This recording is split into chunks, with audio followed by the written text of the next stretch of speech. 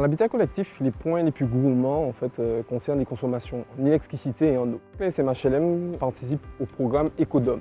Et le programme Ecodom il est en collaboration avec l'UCHOM, l'Union sociale pour l'habitat outre-mer, et également avec le CSTB, le Centre scientifique technique du bâtiment. Donc, ce programme repose sur une instrumentation des logements afin que nous puissions relever les consommations en énergie des logements et des locataires bien ciblés. Donc, une instrumentation sera faite avec la pose de capteurs et une fois ces capteurs posés, on pourra ressortir des données qui nous permettront justement de mettre en place des éco-gestes pour les locataires.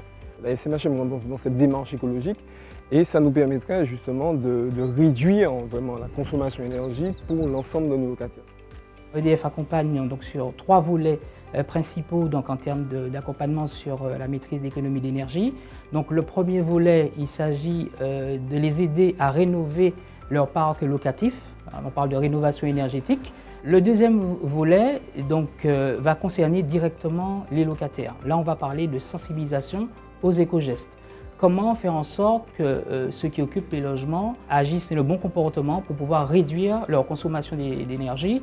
Et le troisième volet, dans la continuité justement de cette sensibilisation, nous organisons des campagnes de distribution de produits performants, donc des campagnes gratuites à destination donc, des bailleurs sociaux.